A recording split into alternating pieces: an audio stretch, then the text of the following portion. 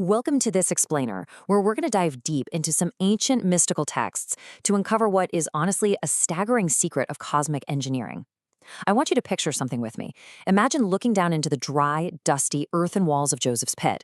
But as you stare down into those shadows, in this almost cinematic 4K heritage style, those dirt walls actually begin to shift and expand. They seamlessly morph into the monumental, oppressive stone blocks of the Egyptian pyramids. The bright golden light of faith shining from above, it slowly dims out, replaced by a harsh, restrictive shadow. Because what we're really witnessing here isn't just a story about a guy in a hole. It is a prefiguring of a massive cosmic exile. Joseph's descent into that dark pit is literally a profound hidden blueprint for the future exile of an entire nation. So you might be wondering, how does a simple pit become a blueprint for a cosmic exile? Well, the source text we're looking at today, specifically from the Zohar, reveal this incredible fractal reality at play. It's this brilliant micro-macro mirroring. The physical descent of this one man Joseph into a dark and inescapable pit perfectly mirrors the future descent of the entire nation of Israel into the deep concealment of Egypt.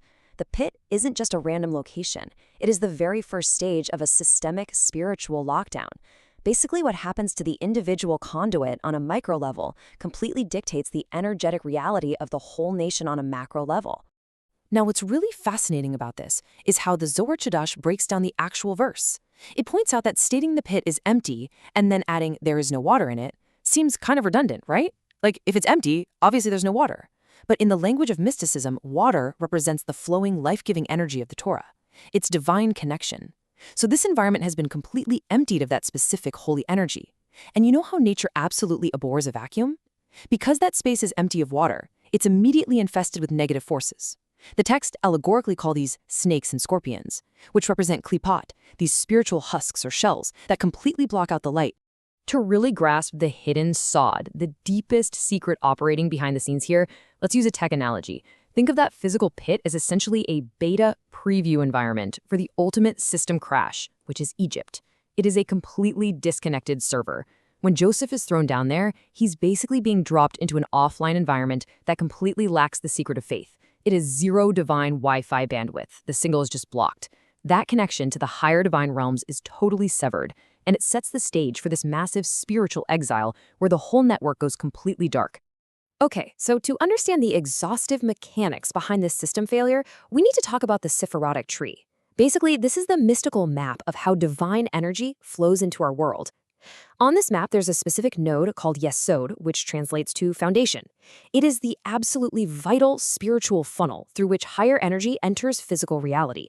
And in these texts, Joseph physically personifies Yesod. He is the living embodiment of it.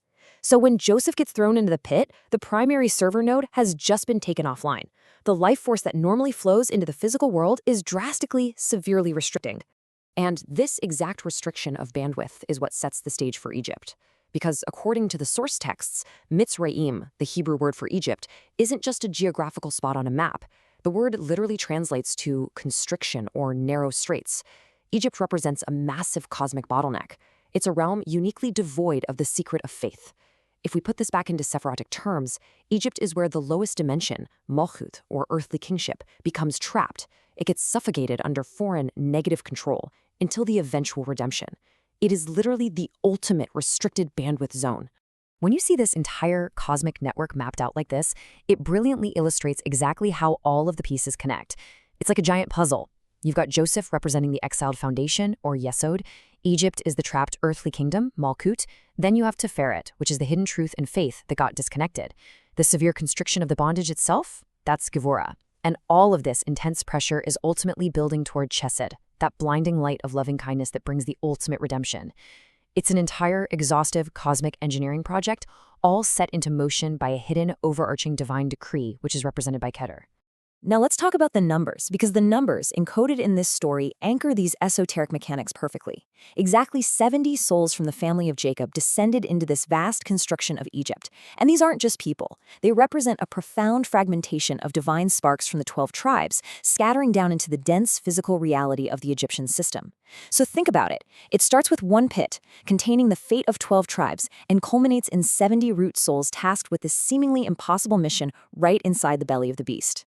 And you know, this numerical precision extends right into the timeline too. The original divine decree given to Abraham was for a 400-year exile. Yet, if you look at the actual time they spent in physical bondage, it was only 210 years. The texts point out something amazing. This 210-year period was actually hidden in plain sight. The numerical value or gematria of the Hebrew word redu, which means descend and is the exact word Jacob used to tell his sons to go to Egypt, is exactly 210. So this massive 400-year macro decree was compressed into a hyper-intense 210-year pressure cooker of spiritual extraction. This brings us to a quote from the Zohar that absolutely blew my mind when I first read it. It presents this wild concept. Egypt actually did not dominate the world until Israel entered there in exile. Let that sink in. These ancient texts suggest that negative, constrictive forces actually have no inherent power of their own. None. They only gained their immense global superpower status by feeding off the trapped, disconnected holy sparks of the exiled nation. Essentially, Egypt became an empire by siphoning the divine battery power of Yesod once it was plunged into their domain. What's so remarkable about this is how adaptable this complex framework really is. If you're explaining this to kids, you can totally frame it like a video game. You've got this hero navigating a dark, disconnected, offline level where they have to defeat the snakes, collect these trapped Sephirotic tokens, and basically restore the cosmic Wi-Fi connection. But for adults, it's high-level cosmic engineering. We're talking about divine conduits that must be deliberately disassembled and then painstakingly reestablished in hostile territory. But whether you look at it as a video game or as cosmic engineering, the actual mechanics of this descent and ascent are exactly identical. Visually, this epic journey follows a highly specific, energetic color shift encoded right into the mysticism. Stage 1 is the pitch black of the pit, just total concealment, a complete absence of light. Then, stage 2 transitions into this deep, severe red. That's the color of severe judgment, representing the intense physical and spiritual bondage in the brickyards of Egypt. And finally, stage 3 just erupts into blinding, brilliant white. That is the pure, unadulterated light of ultimate liberation, chesed, and the parting of the sea. So it goes from black to red to white. So ultimately, we have to ask the big question: what was the point of all this? What was the purpose of this incredibly dark and painful descent? Well, as it's laid out by these ancient texts, the entire exile was actually an extraction mission. It was a deliberate dive deep into a constricted realm for one reason: to extract the hidden sparks of holiness that had been trapped down there since the very dawn of creation.